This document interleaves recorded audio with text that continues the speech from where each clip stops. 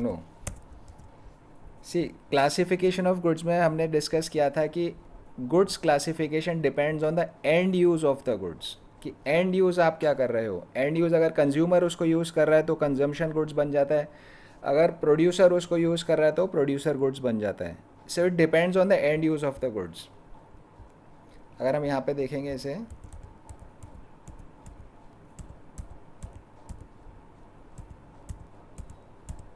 What matters is the end use of the goods. Intermediate goods है, final goods है, consumer goods है, what matters is the end use of the goods.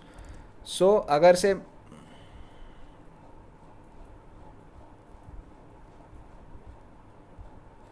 अगर milk आपने अपने घर में use किया है तो it is a consumption good. अगर उसी मिल्क को किसी स्वीट शॉप ने यूज़ किया तो it is a intermediate goods. So आपको end use of the goods पे डालना है। क्लासिफिकेशन ऑफ गुड्स जो डिपेंड करता है वो एंड यूज़ पे डिपेंड करता है। प्रोडक्शन तो बिल्कुल ही it is not the right answer. Production से हमें मतलब नहीं है। क्लासिफिकेशन में एंड यूज़ देखना है कि लास्ट में क्या यूज़ किया जा रहा है गुड्स का।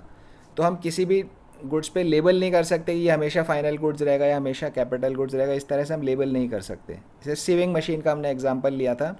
सो सीविंग मशीन अगर घर में हाउसवाइफ यूज़ कर रही है तो it is a consumable goods, so it is a durable goods. और अगर उसको कोई फैक्ट्री वाला यूज़ कर रहा है तो फैक्ट्री वाले के लिए it is a capital goods. इसके हमने कुछ एग्जांपल्स भी डिस्कस किए थे। आई थिंक अब आपको याद आ गया होगा।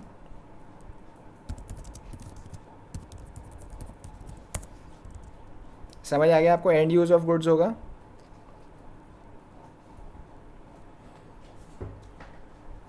Correct answer is D. Okay, question number 3। Question number 3 का बताइए। देखिए ये, ओके, फाइनल गुड्स जो होता है सिर्फ कंज्यूमर यूज़ नहीं करते हैं, प्रोड्यूसर्स भी तो यूज़ करते हैं। बिकॉज ये देखिए स्लाइड पे हम जाते हैं वापस से। Final goods are of two types, final goods consumer goods and final goods producer goods.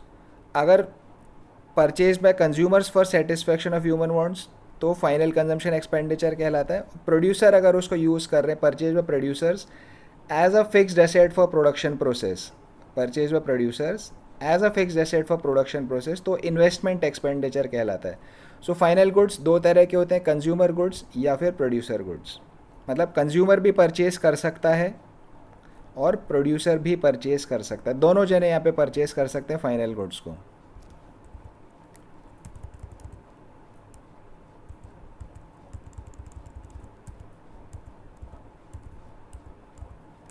Final goods are of two types, consumer goods या प्रोड्यूसर गुड्स। कंज्यूमर गुड्स हमने यहाँ पे पढ़ा था, सिमिलरली प्रोड्यूसर गुड्स भी हमने यहाँ पे इसको रीड किया था। तो यहाँ पर जो हमारा क्वेश्चन आएगा, final goods are consumed by, consumer भी आ सकता है, प्रोड्यूसर भी आ सकता है। कंज्यूमर्स भी यूज़ कर रहे हैं, प्रोड्यूसर भी यूज़ कर रहे हैं। इफ़ कंज्यूमर्स आर यूजिंग तो कंजम्पशन गुड्स आप कहते हो, प्रोड्यूसर यूज़ कर रहे हैं तो आप उसे प्रोड्यूसर गुड्स कहते हो।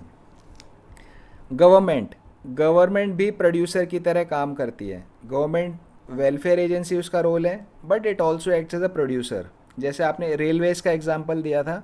सो रेलवेज़ में जो जैसे प्रोड्यूसर्स के लिए फाइनल गुड्स, ऐसे रेलवेज़ भी तो फाइनल गुड्स यूज़ कर रहा है।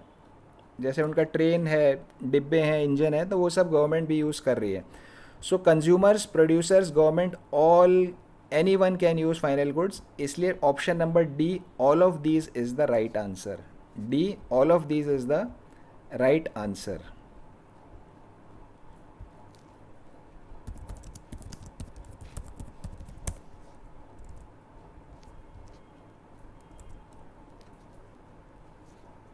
Option D, all of these is the right answer. Question number 4, those goods which satisfy human wants directly are called. Question number 4, those goods which satisfy human wants directly are called. Option A, B, C or D. Consumer goods, right answer. So option B is the right answer.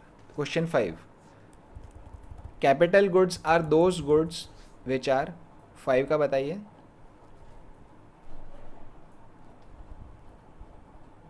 Question number 5,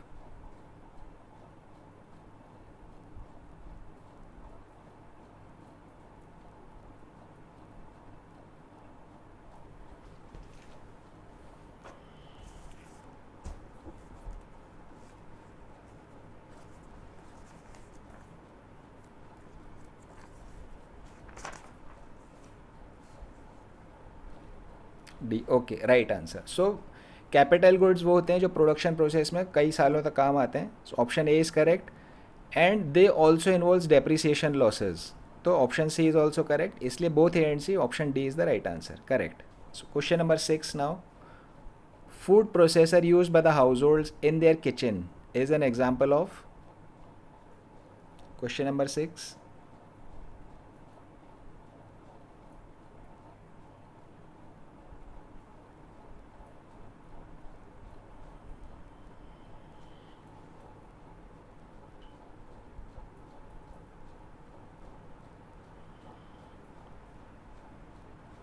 Consumption goods, correct. That is the right answer.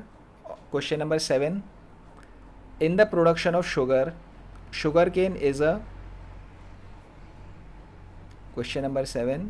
In the production of sugar, sugarcane is a.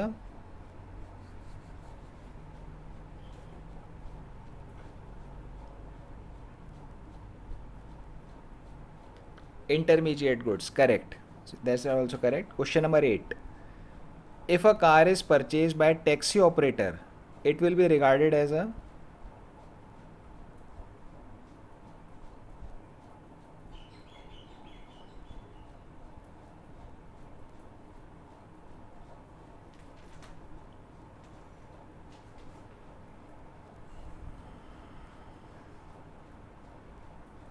Capital goods, okay, capital good भी है but it is also final goods. अभी हमने discuss किया था final goods consumer अगर ख़रीदता है तो उसके लिए अलग है, प्रोड्यूसर भी फाइनल गुड्स को परचेज कर सकता है. So here taxi operator is a producer because he is delivering services.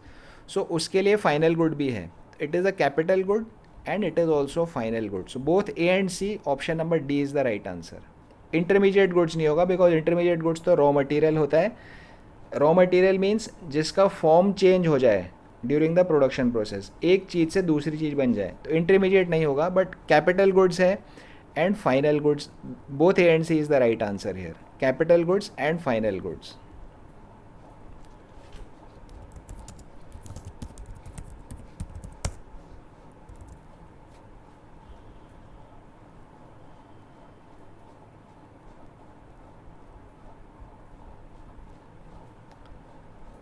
Option D is the right answer, both A and C.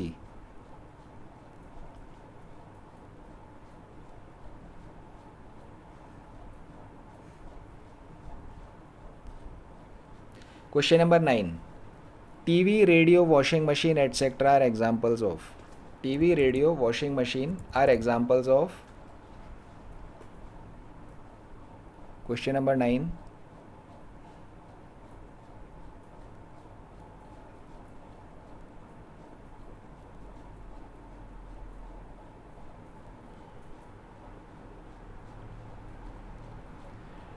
They are durable consumer goods. That is the right answer. So TV, radio, washing machines are examples of durable consumer goods. Correct. Question number 10. Which of the following is a semi-durable goods?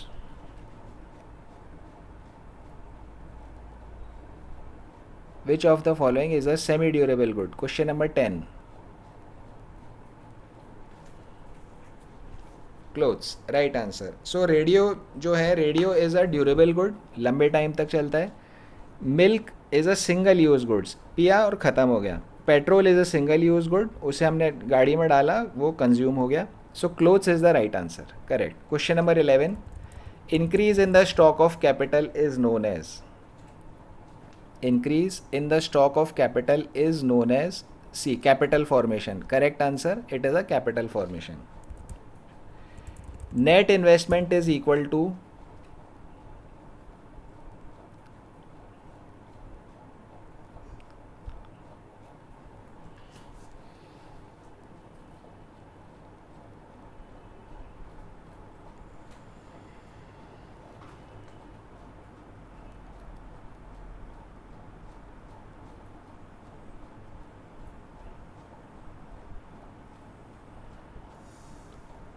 Question number 12. Net investment is equal to.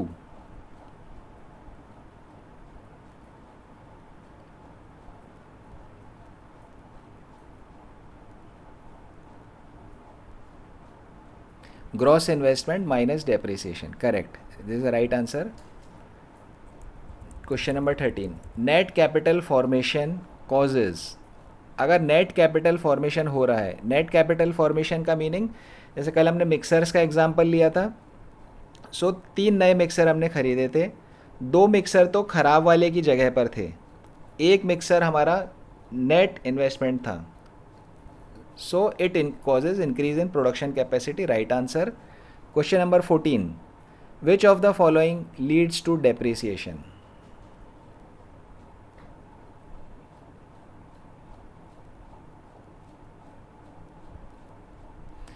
सो कल मैंने आपको एक concept drop करवा दिया था, ये concept मैं आपको पहले सिखा देता हूँ, देन उसके बाद आप इसका आंसर करें स्ट्रेट.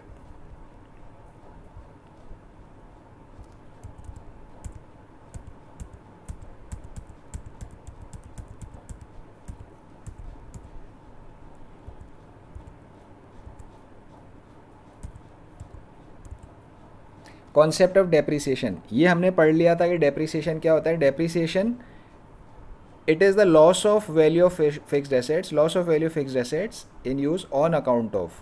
किस किस कारण से फिक्स्ड एसेट की वैल्यू लॉस हुई. Normal wear and tear, accidental damages and expected obsolescence. 3 कारण थे, normal wear and tear, accidental damages और एक्सपेक्टेड ऑब्सोलेसेंस मतलब जैसे टेक्नोलॉजी बदल जाती है तो उसके कारण पुरानी टेक्नोलॉजी की चीज़ आपकी हट जाती है और नई टेक्नोलॉजी की चीज़ आपके पास में आ जाती है. जैसे पहले आपके पास में नॉर्मल लैंडलाइन फ़ोन्स होते थे, लैंडलाइन फ़ोन्स की जगह आपके पास में मोबाइल फ़ोन्स आ गए, मोबाइल फ़ोन्स की जगह आपके स्मार्टफोन्स आ गए.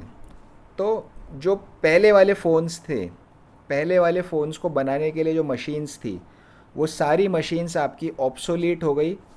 तो due to change in technology अगर कुछ ऑब्सोलीट होती है मशीन्स तो उसको बोला जाता है एक्सपेक्टेड ऑब्सोलेसेंस. अभी नेक्स्ट स्लाइड पे हम इसका डिटेल में समझेंगे. तो डेप्रिसिएशन क्यों होता है. Normal wear and tear, accidental damage, accident हो गया, कहीं आप टकरा गई गाड़ी तो टूट गई, तो accidental damage and expected obsolescence, 3 कारण है डेप्रिसिएशन के. डेप्रिसिएशन का एक और नाम है consumption of fixed capital. So it is also called consumption of fixed capital. Due to depreciation, depreciation के कारण फिक्स्ड एसेट्स को हमें रिप्लेस करना पड़ता है थोड़े थोड़े टाइम के बाद. After some time we have to replace the fixed assets regularly. तो ऐसे रिप्लेसमेंट के लिए जो हमें मनी चाहिए, वो मनी कहाँ से अरेंज होता है. उस मनी के लिए हम एक फ़ंड बना लेते हैं, उस फंड को हम बोलते हैं डेप्रिसिएशन रिजर्व फंड. तो ऐसे रिप्लेसमेंट के लिए पैसा है वो, उसके लिए फ़ंड बनाया जाता है which is called depreciation reserve fund. So ये हमने स्लाइड कर लिया था. अब हम नेक्स्ट स्लाइड पे आते हैं और समझते हैं एक्सपेक्टेड ऑब्सोलेसेंस के बारे में थोड़ा और हम जानते हैं. 2 तरह की ऑब्सोलेसेंस हो सकती है, एक है एक्सपेक्टेड और एक है unexpected. One is expected obsolescence and other is unexpected obsolescence. Expected obsolescence क्या होता है. Fall in market value of fixed assets, fall in market value of fixed assets due to change in technology. या तो technology बदल जाए, जैसे technology हमने example लिया मोबाइल फ़ोन्स का, या फिर डिमांड बदल जाए. डिमांड ही बदल जाए मतलब कपड़े हैं, जैसे नई फैशन के कपड़े आ गए तो पुरानी फैशन के कपड़ों की डिमांड ख़त्म हो गई. सो पुरानी फैशन के कपड़ों को बनाने के लिए जो मशीन्स है, उन मशीन्स पे की वैल्यू ख़त्म हो जाएगी. That is called expected obsolescence. So fall in market value fixed assets due to change in technology, change in demand. तो एक्सपेक्टेड ऑब्सोलेसेंस किससे हो रहा है, टेक्नोलॉजी बदलने से या डिमांड चेंज होने से. Expected obsolescence it is part of depreciation. पिछली स्लाइड में हमने देखा एक्सपेक्टेड ऑब्सोलेसेंस भी डेप्रिसिएशन का एक कारण है, तो it is part of depreciation. और एक्सपेक्टेड ऑब्सोलेसेंस से जो नुकसान होता है उसको मैनेज कैसे करते हैं. It is manage through depreciation reserve fund. Depreciation reserve fund के थ्रू इसको मैनेज किया जाता है. अब नया कंसेप्ट अनएक्सपेक्टेड ऑब्सोलेसेंस क्या होता है, जिसकी हमें उम्मीद नहीं थी. देखो टेक्नोलॉजी बदलने की तो हमें उम्मीद है, या डिमांड बदल जाएगी, हमें पता है कि ऐसे डिमांड रेगुलर बदलती रहती है, तो it is an expected obsolescence. Unexpected obsolescence क्या होता है, fall in market value of fixed assets due to natural calamities. Natural calamities जैसे भूकंप आना, अर्थक्वेक, आग लग जाना, फायर, फ्लड्स, बाढ़ आ जाना। इन कारणों से अगर आपका जो असेट है वो ख़राब हो जाता है, उसकी वैल्यू ख़त्म हो जाती है, तो उस वैल्यू के लॉस को हम बोलते हैं unexpected obsolescence. So natural calamities के कारण अगर आपके असेट्स की वैल्यू में लॉस हो रहा है तो it is called unexpected obsolescence. तो एक कारण तो हो गया नेचुरल कैलेमिटीज़, या फिर दूसरा कारण है इकोनॉमिक रिसेशन। इकोनॉमी में रिसेशन आ गया, रिसेशन मतलब मंदी आ जाना, है ना। Recession means opposite of growth, मंदी आ जाना। डिमांड ही ख़त्म हो गई चीज़ों, लोगों के पास पैसा ही नहीं है ख़रीदने के लिए सामान, तो there is no demand. Demand नहीं है तो जो मशीन्स हमने लगाई थी उन मशीन्स का कोई यूज़ नहीं रहा, उनकी वैल्यू ख़त्म हो गई। तो ऐसी लॉस ऑफ वैल्यू को हम बोलते हैं अनएक्सपेक्टेड ऑब्सोलेसेंस। सो अनएक्सपेक्टेड ऑब्सोलेसेंस के दो रीजंस है, नेचुरल कैलेमिटीज़ और इकोनॉमिक रिसेशन। एक्सपेक्टेड ऑब्सोलेसेंस के दो रीजंस हैं, change in technology, change in demand. Unexpected obsolescence से जो लॉस ऑफ वैल्यू है उसको हम बोलते हैं कैपिटल लॉस। सो दो टर्म अलग अलग हो गई, एक हो गया डेप्रिसिएशन जो कि एक्सपेक्टेड ऑब्सोलेसेंस से होता है, और कैपिटल लॉस जो कि अनएक्सपेक्टेड ऑब्सोलेसेंस से होता है। सो इस तरह का जो अनएक्सपेक्टेड ऑब्सोलेसेंस है इसको मैनेज कैसे करते हैं? Through insurance. जैसे फ्लड्स आ जाए, फायर आ जाए, अर्थक्वेक आ जाए, इसके लिए आप इंश्योरेंस करा लो तो आपके नुकसान की कंपेंसेशन आपको मिल जाता है। सो दो कंसेप्ट हो गए कि एक्सपेक्टेड ऑब्सोलेसेंस, एक अनएक्सपेक्टेड ऑब्सोलेसेंस। एक्सपेक्टेड ऑब्सोलेसेंस के कारण डेप्रिसिएशन होता है, एक्सपेक्टेड ऑब्सोलेसेंस के कारण डेप्रिसिएशन होता है। अनएक्सपेक्टेड ऑब्सोलेसेंस के कारण जो लॉस ऑफ वैल्यू होती है उसे हम कैपिटल लॉस कहते हैं। इसको हम इंश्योरेंस से मैनेज करते हैं, इसको हम डेप्रिसिएशन रिजर्व फंड से मैनेज करते हैं। ठीक है।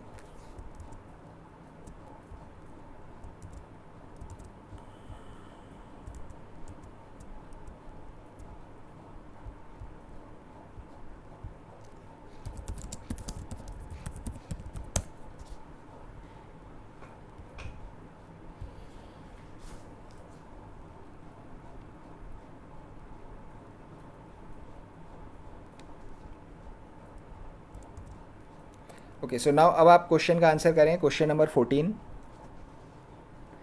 विच of the following leads to depreciation?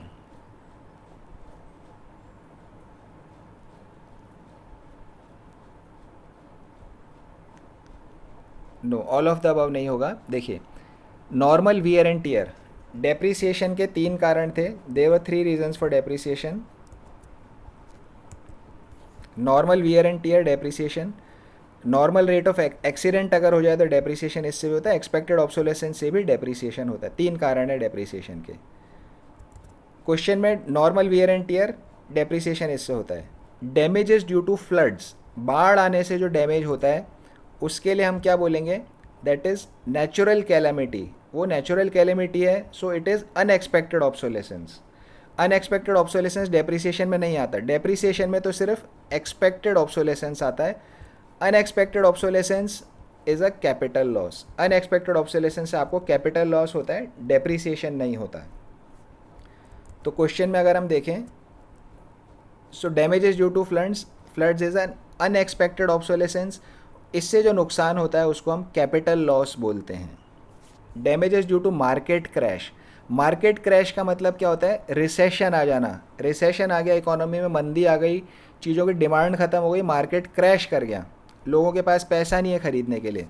So recession के का इकोनॉमिक रिसेशन से भी अनएक्सपेक्टेड ऑब्सोलेसेंस होती है, तो डेप्रिसिएशन में ये भी नहीं आएगा, ये भी कैपिटल लॉस का पार्ट है। तो all of the above is not the right answer. It is normal wear and tear. Normal wear and tear, depreciation से क्या होता है? नॉर्मल डेप्रिसिएशन किससे होता है? Normal wear and tier.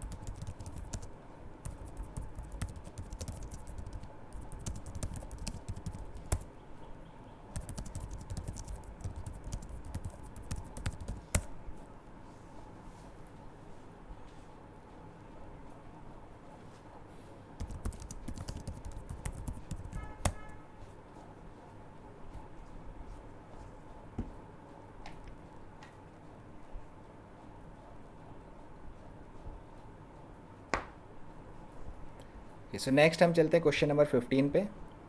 Which of the following leads to unexpected obsolescence? इनमें से किससे अनएक्सपेक्टेड ऑब्सोलेसेंस होता है? Change in demand, natural calamities, change in technology, none of these.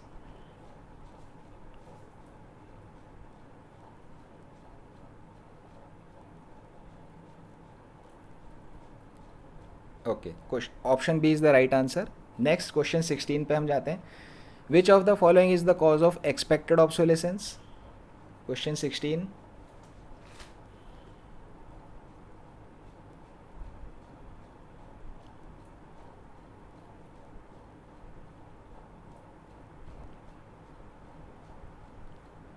Okay, change in demand and change in technology, right answer.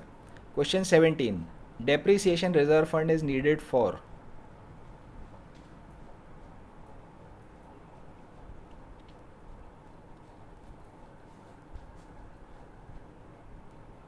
Depreciation reserve fund is needed for.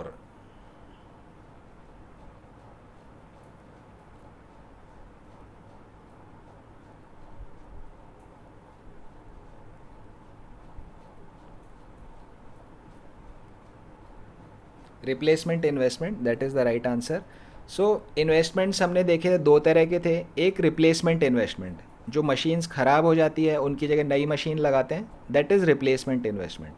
और दूसरा आपका होता है नेट इन्वेस्टमेंट, ये जो जिससे आपका प्रोडक्शन कैपेसिटी इंक्रीज हो रहा है, that is a net investment.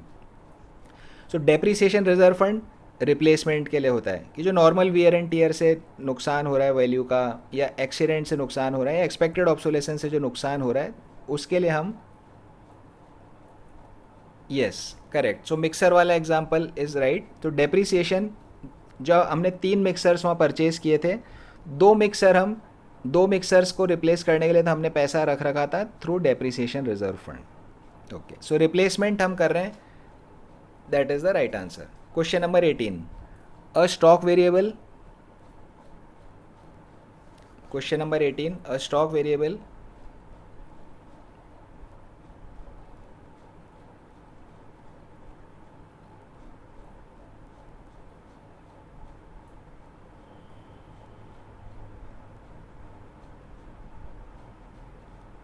Both A and B, ठीक है. सो स्टॉक वेरिएबल का कोई टाइम डायमेंशन नहीं होता, फ्लो का टाइम होता है. स्टॉक का कोई टाइम डायमेंशन नहीं है. अब कोई टाइम डायमेंशन नहीं है तो हम बोल रहे हैं कि at a point of time कितने पैसे आपकी जेब में हैं. आपके जेब में 100 रुपीज़ है, तो it is a stock variable. कोई टाइम डायमेंशन इसमें नहीं है. So that is one thing. दूसरा, it is a static concept. Static मतलब जो चेंज नहीं होता, जो बदलता नहीं है. तो अब 100 रुपये आपकी जेब में, तो 100 ही रुपये है, वो बदलेगा नहीं. तो stock variable is a static concept, is also right. So has no time dimension, is a static concept. Both A and B is the right answer. तो आपका आंसर ठीक था. Question number 19. A quantity measured per unit of time period is known as.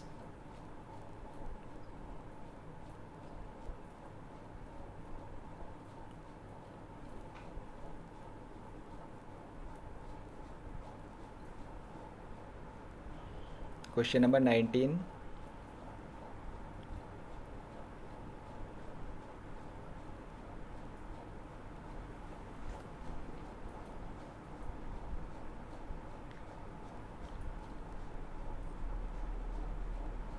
पर unit of time नहीं, stock is wrong answer. Stock के साथ तो time variable होता ही नहीं है. टाइम वेरिएबल जो हमारा होता है वो फ्लो के साथ होता है, per year, per month, per day, per hour. So quantity measured per unit of time, जिसके साथ टाइम लगाना हमें ज़रूरत पड़े, दैट इज़ फ्लो. स्टॉक के साथ टाइम लगाने की ज़रूरत नहीं है. स्टॉक इज़ स्टॉक, कि भाई इतना था, इतना है, दैट इज़ स्टॉक. जिसके साथ टाइम लगाना पड़े, that is flow variable. So इसका answer will be option number B, flow variable.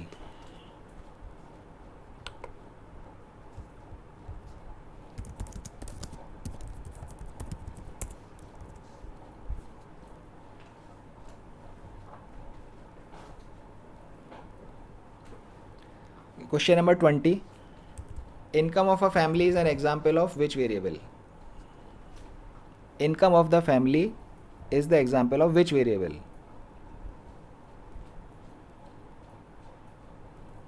Flow, correct. So income हम बताते हैं कि पर मंथ, पर ईयर, एक दिन में, 3 महीने में, तो टाइम हमें उसके साथ अटैच करना पड़ता है. So income is a flow variable. Income चाहे फैमिली की हो, नेशन की हो, फ्रेंड की हो, किसी की भी इनकम हो, it will remain a flow variable. Question number 21, which of the following is a stock variable?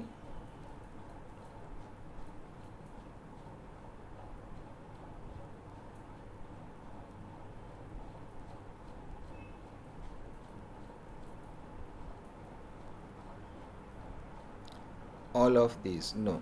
देखिए, interest on capital. Interest on capital होता है कि जो हमें टाइम के साथ होता है. इंटरेस्ट मीन्स 1 महीने में मुझे कितना इंटरेस्ट मिलेगा, या 2 महीने में मुझे कितना इंटरेस्ट मिलेगा, 1 साल में मुझे कितना इंटरेस्ट मिलेगा. तो इंटरेस्ट डिपेंड्स ऑन कितने पीरियड के आप टाइम यहाँ दे रहे हैं.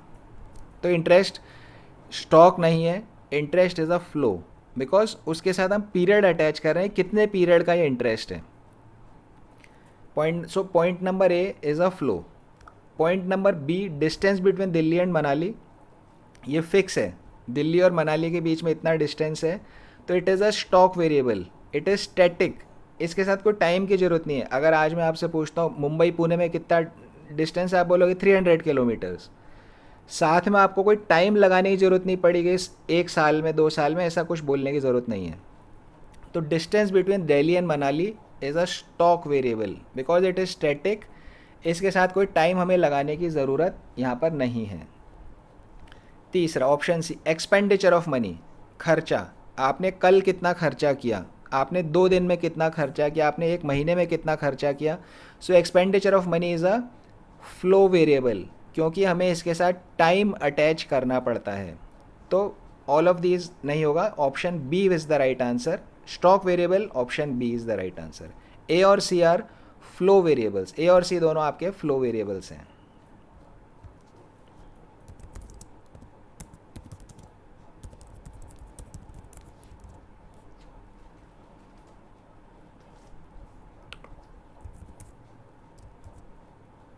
Okay. Question number 22, which of the following is not a flow variable? इनमें से क्या चीज़ फ्लो नहीं है? Question 22.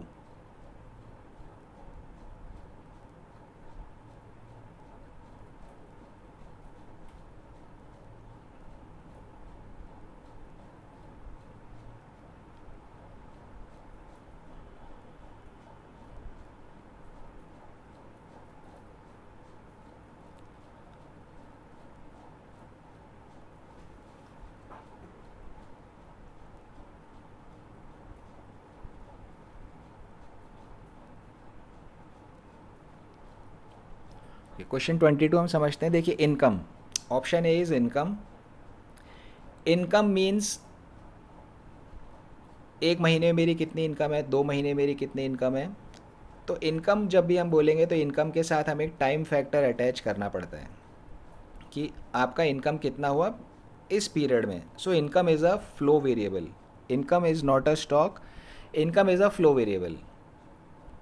Capital formation. Capital formation को हम इन्वेस्टमेंट भी बोलते हैं. तो इन्वेस्टमेंट भी ऐसा ही होता है कि हमने 1 साल में कितना इन्वेस्टमेंट किया है, 2 साल में कितना इन्वेस्टमेंट किया. That is my capital formation.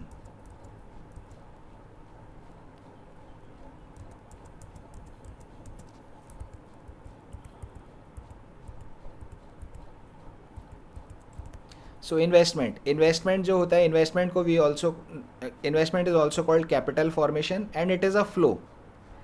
Capital is a stock.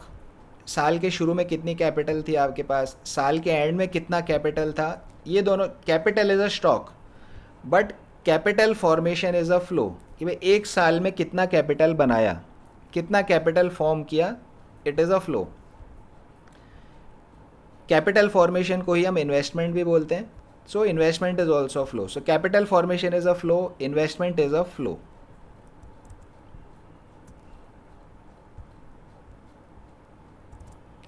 So income is a flow, capital formation is also a flow. Option A is flow, option B is flow. Option C, supply of money in a country.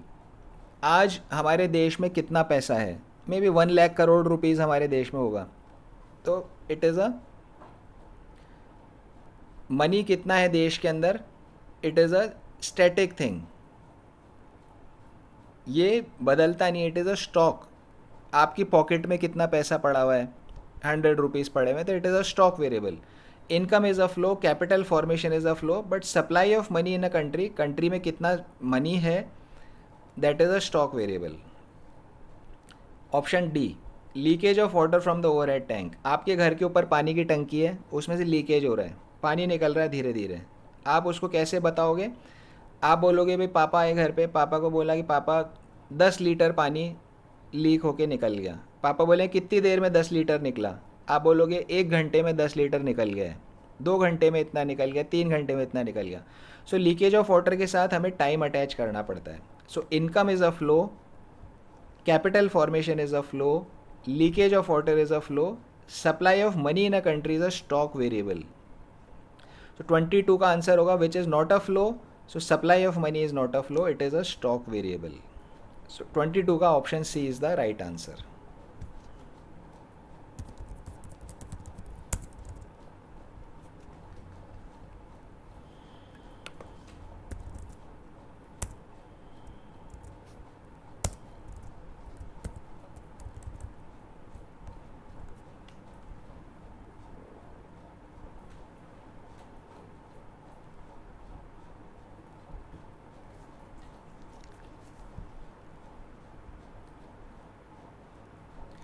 Twenty three,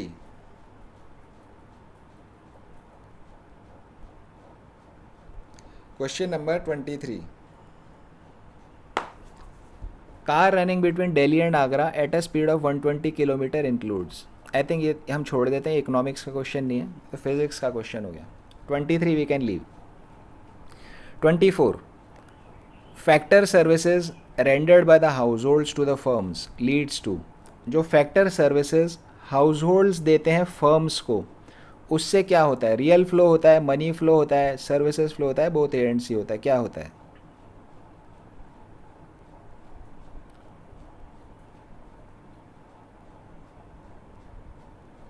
D, both A and C. No, C देखो, services flow नाम का कोई term है ही नहीं economics में, या तो real flow होगा या मनी फ्लो होगा।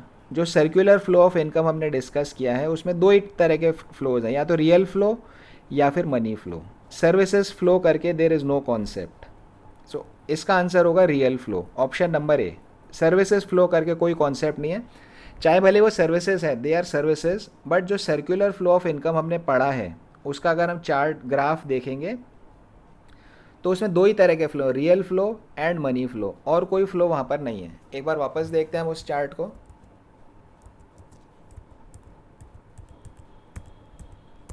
सी, इंटरसेक्टोरल फ्लोज, रियल फ्लो या फिर money flow, in blue box real flow या फिर मनी फ्लो, दो ही तरह के फ्लोज यहाँ पर है। रियल फ्लो में क्या होता है? जहाँ पर गुड्स या सर्विसेज जाए, जैसे प्रोड्यूसर्स से हाउस होल्ड के पास क्या आ जाता है? Goods produced and sold by the firms. Firms goods बनाती है और फर्म हाउस होल्ड को बेचती है, रियल फ्लो है। हाउस होल्ड से प्रोड्यूसर के पास क्या जाता है? फैक्टर सर्विसेज जाती है, land, labour, capital and enterprise. So ये हाउस होल्ड से प्रोड्यूसर के पास जा रहा है फैक्टर सर्विसेज, जो कि इस क्वेश्चन में हमारे आया, तो ये रियल फ्लो के एग्जाम्पल्स हैं। मनी फ्लो कैसे होता है? प्रोड्यूसर जब फैक्टर सर्विसेज के लिए पेमेंट करे हाउस होल्ड को, प्रोड्यूसर सेक्टर जब पेमेंट करे फैक्टर सर्विसेज का हाउस होल्ड को, तो ये मनी फ्लो है। या फिर हाउस होल्ड जब प्रोड्यूसर को पेमेंट करे गुड्स के लिए, हाउस होल्ड जब पेमेंट करे गुड्स के लिए, तो वो भी मनी का फ्लो यहाँ पर होता है। सो दो ही तरह के flow, real flow and money flow. Real में मनी का फ्लो नहीं है, और मनी फ्लो वाले में जब पैसा फ्लो होता है तो that is called money flow.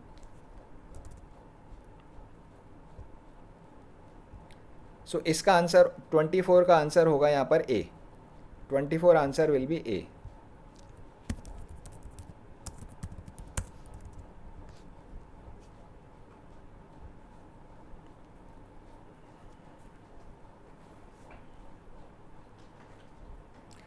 Question number 25, reason for the circular flow of income is, कि जो सर्कुलर फ्लो ऑफ इनकम होता है वो क्यों होता है? सर्कुलर फ्लो ऑफ इनकम क्यों होता है? चार ऑप्शंस हैं।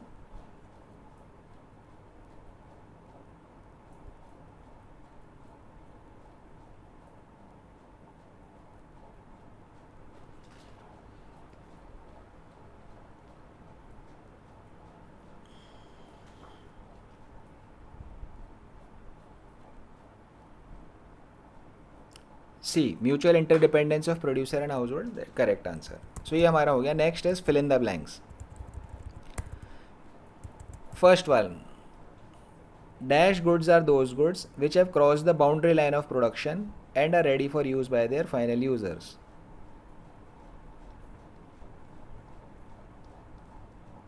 Final, correct. Second question,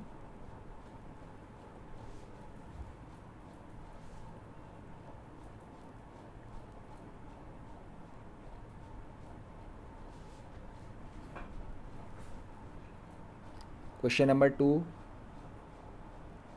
final, right answer. Intermediate को अगर हम ले लेंगे तो डबल काउंटिंग हो जाएगा, इसलिए हम सिर्फ फाइनल गुड्स को लेते हैं. क्वेश्चन नंबर 3,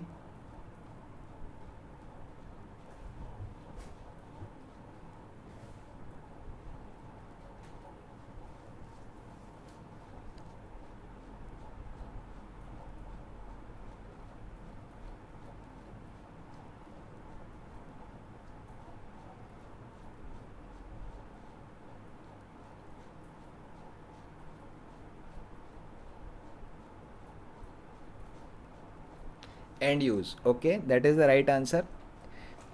जो भी गुड्स का क्लासिफिकेशन होगा, जो भी हमने अलग अलग तरह के गुड्स के क्लासिफिकेशन पढ़े हैं, everything depends on the end use. So and use is the right answer. Question number 4,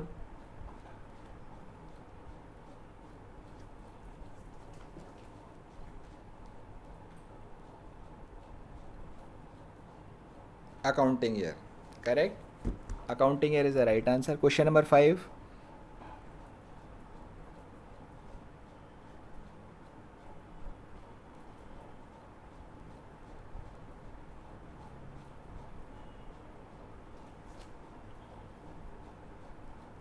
high, correct answer. Question number 6,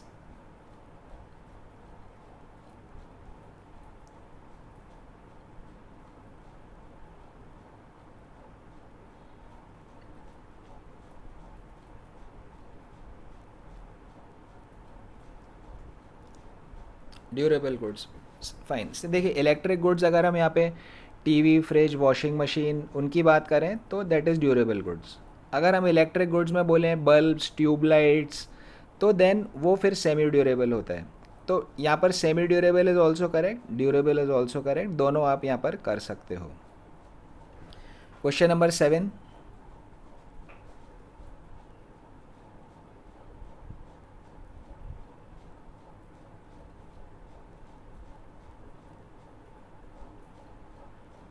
single use, correct answer. Question number 8,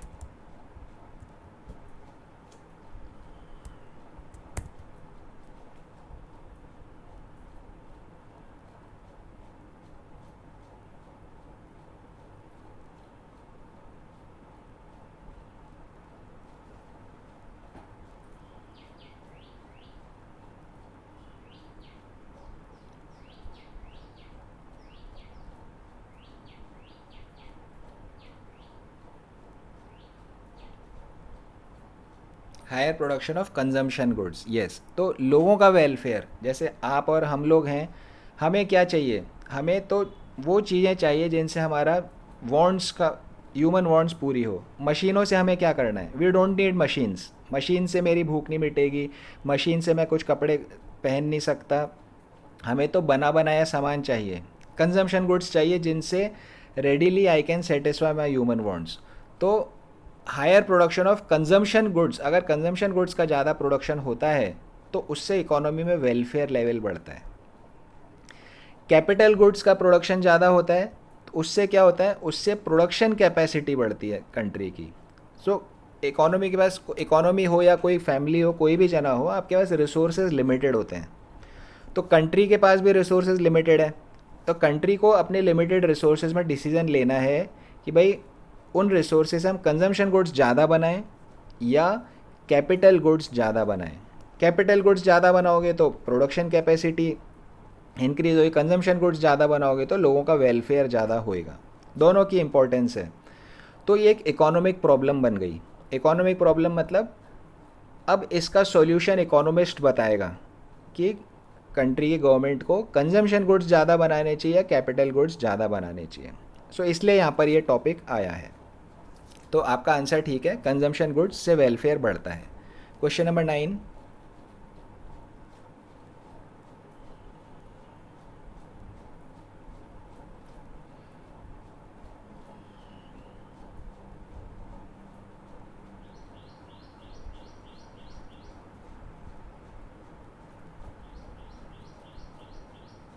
question number 9 में इन्वेंट्री तो कुछ है नहीं।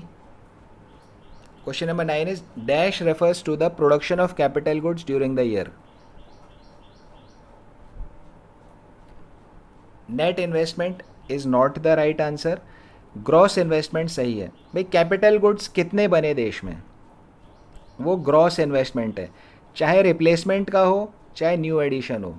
Total production कितना हुआ capital goods का, that is gross investment, it is not net investment.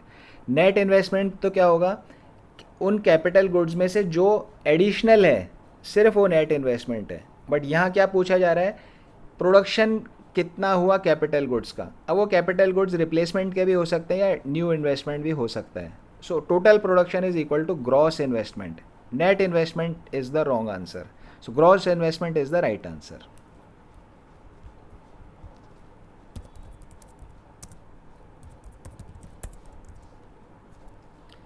Because यहाँ में बताना है टोटल कितने कैपिटल गुड्स का प्रोडक्शन हुआ, प्रोडक्शन ऑफ कैपिटल गुड्स। यहाँ ऐसा नहीं लिखा है कि एडिशनल कितना था।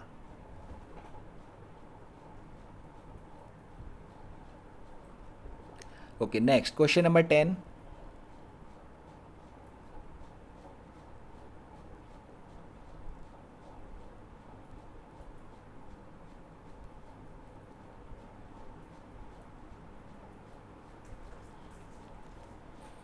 Question number 10।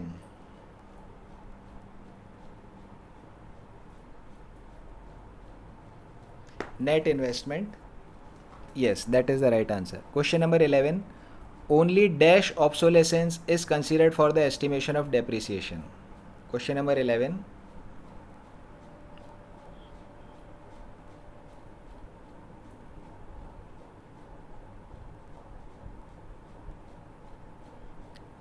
okay, expected is the right answer. Question number 12।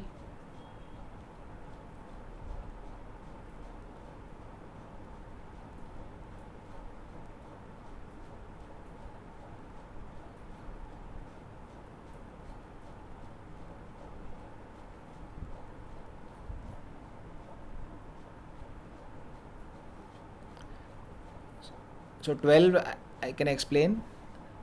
Dash refers to the loss of value fixed assets when they are not in use. जब किसी फिक्स्ड एसेट को हम काम में नहीं ले रहे तो उससे जो लॉस ऑफ वैल्यू होता है वो कंजम्पशन ऑफ फिक्स्ड कैपिटल या capital. Okay capital loss is the right answer, fine. Question number 13।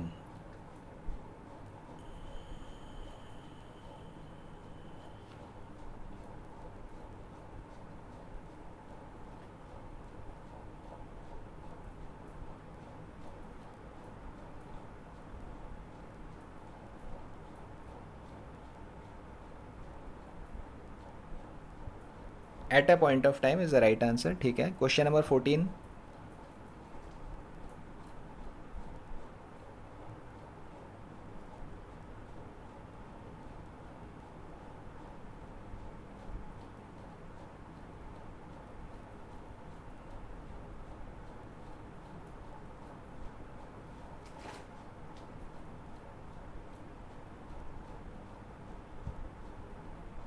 Unexpected obsolescence is called capital loss. Okay, question number 15।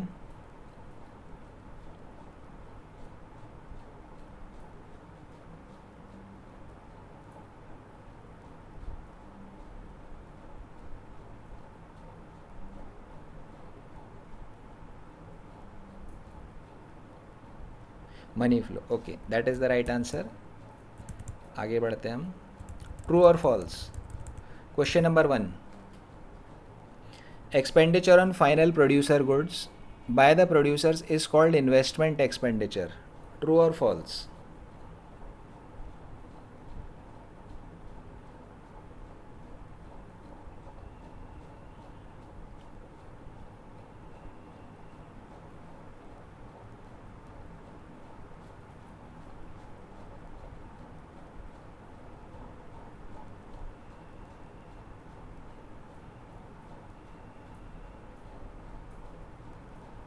True, correct. So final producer goods, producers जब final goods खरीदते हैं तो उसको हम investment expenditure बोलते हैं। Consumer जब final goods को खरीदते हैं तो हम उसे कंजम्पशन एक्सपेंडिचर बोलते हैं। तो हमने फाइनल गुड्स की स्लाइड में देखा था,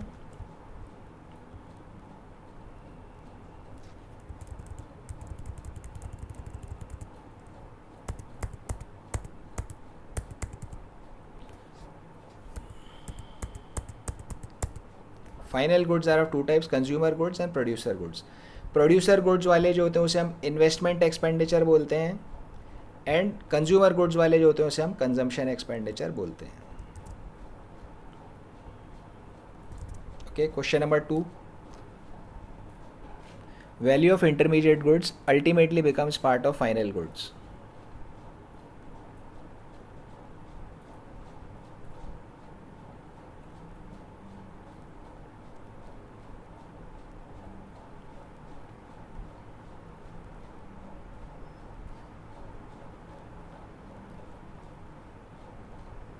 true, correct. Question number 3,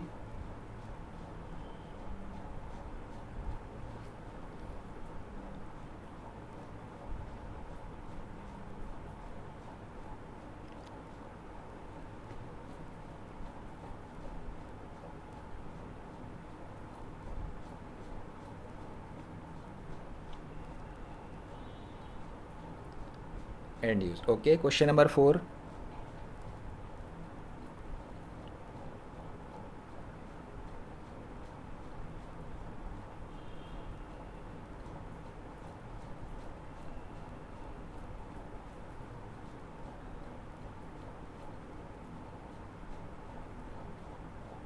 true, correct. Question number 5,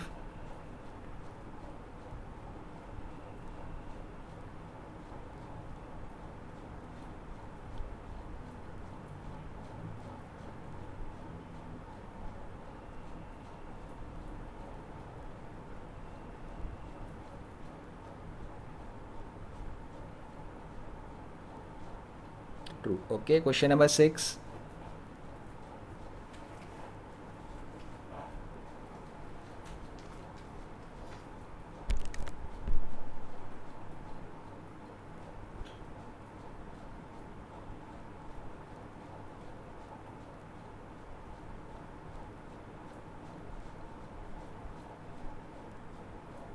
true, correct. So significance का मतलब था इंपॉर्टेंस। रॉ मटेरियल के स्टॉक की इंपॉर्टेंस क्यों है? Because it ensures uninterrupted supply. Correct. Question number 7,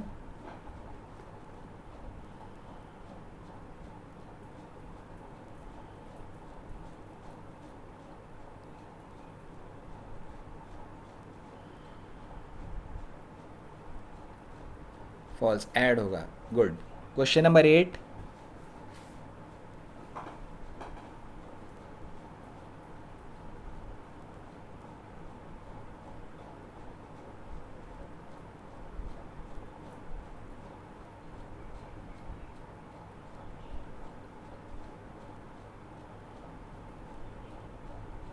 question number 8 is false. Expected obsolescence refers to due to natural calamity. Okay, right answer. Question number 9,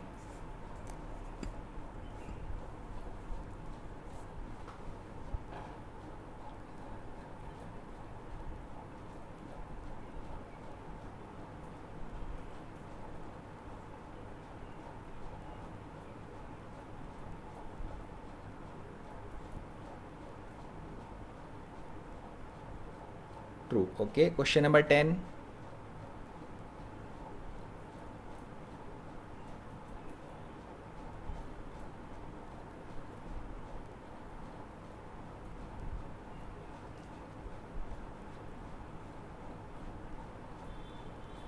okay, correct. Question number 11,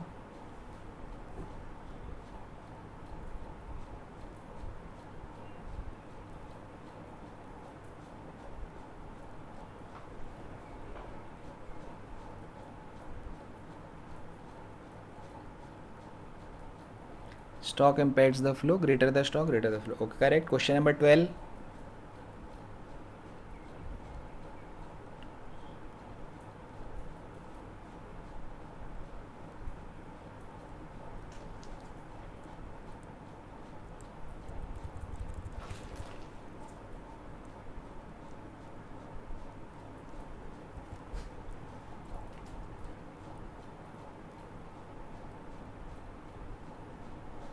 question number 12, C 12 में क्या है, stock of man made goods which are use for further production is called capital formation. So capital formation में machines वगैरह हम use कर रहे हैं further production के लिए, तो man made goods are there but it is not a stock. अभी हमने डिस्कस किया capital formation is a flow. Capital formation is a flow, या इन्वेस्टमेंट भी बोल सकते हैं, इट इज़ अ फ्लो. तो यहाँ स्टॉक जो शुरू में लिखा है, ड्यू टू दिस रीज़न ये स्टेटमेंट गलत है, it is false, because it is a flow. Capital formation जो है that is a flow. Man made goods fine, machines वगैरह सब मैन मेड गुड्स ही है and they are use for further production. So capital formation में सब machines वगैरह आता है. तो ये सब हमारा, ये सब चीज़ बात सही है कि मैन मेड गुड्स है जो फर्दर प्रोडक्शन में यूज़ हो रहा है, कैपिटल फॉर्मेशन कहते हैं. बट स्टॉक जो लिखा है, stock is wrong, it is a flow. Capital formation is a flow. तो 12 is false because it is not a stock.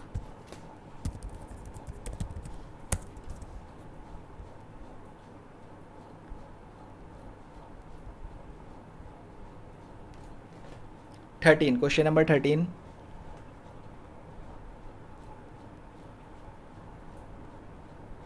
Last three questions for today.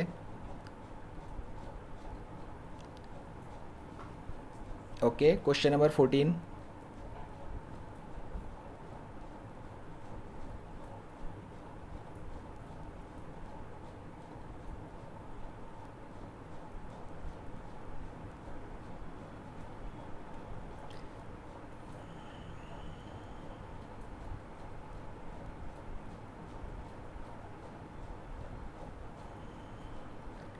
Question 14 is true.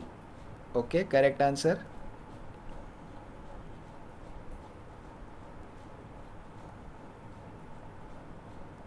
So question number 14 जो है हमारा आगे भी cover होगा जब हम इसके न्यूमेरिकल्स करेंगे. तो न्यूमेरिकल्स के टाइम पे this formula will be used very frequently and we will use discuss it in detail.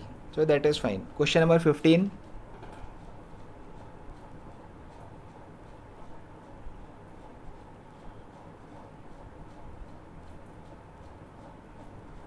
Question number 15 is true, there is no government in the two sector economy. Fine.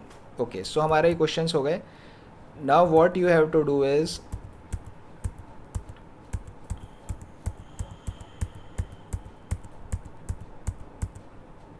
CBSE questions past 5 years are given in this book. पिछले 5 साल के CBSE questions दिए हुए हैं.